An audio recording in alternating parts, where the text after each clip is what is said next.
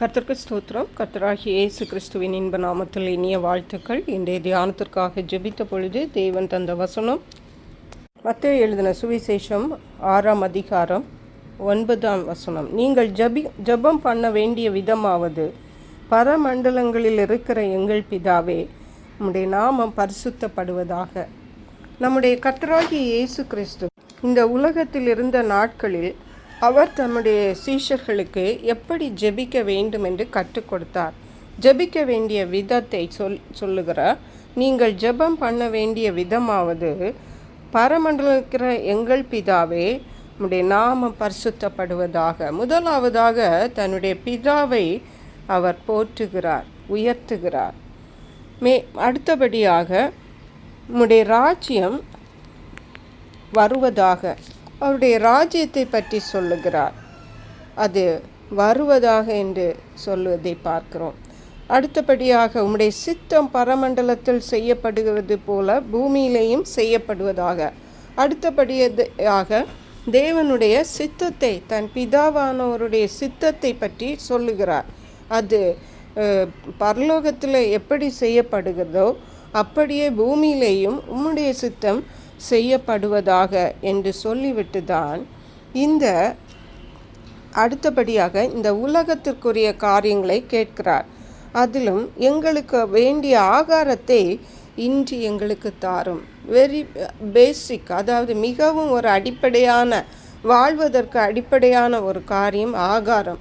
அதை எங்களுக்கு வேண்டிய ஆகாரத்தை இன்று எங்களுக்கு தாரும். அதாவது இஸ்ரவேல் ஜனங்களுக்கு தேவன் மன்னா கொடுத்த பொழுதும் ஒவ்வொரு நாளைக்கும் தான் கொடுத்தார்.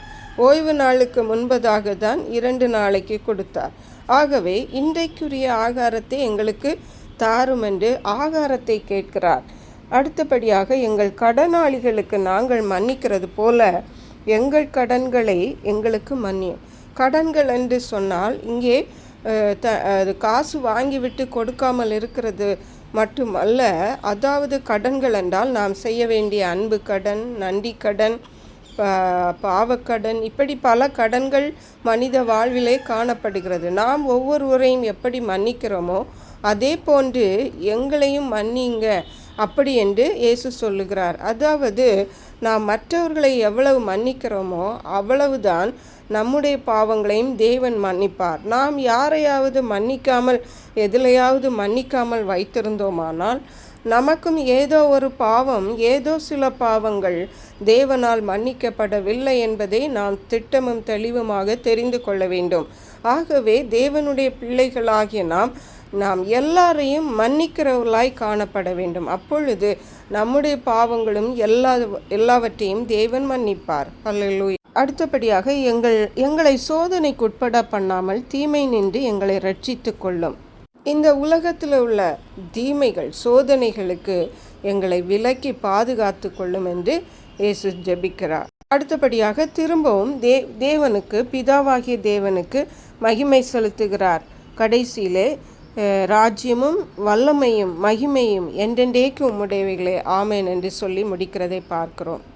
அருமையான கர்த்தருடைய பிள்ளைகளே, இன்றைக்கு நாம் ஜெபிக்கும் பொழுது எப்படி ஜெபிக்கிறோம்? நம்மை நாமே அலசி ஆராய்ந்து பார்ப்போமானால், நாம் ஜெபிக்கும்போது உலக பிரகாரமான காரியங்களையே கேட்டு தேவனிடத்தில் நாம் கேட்டுக்கொண்டே இருப்பது அவருக்கு நிச்சயமாகவே மகிழ்ச்சியாயிராது. நாம் தேவனை போற்ற வேண்டும், துதிக்க வேண்டும், இந்த உலகத்துக்குரிய அடிப்படை காரியங்களை கேட்க வேண்டும், நிச்சயமாகவே அனுதினம் ஜெபிக்க வேண்டும்.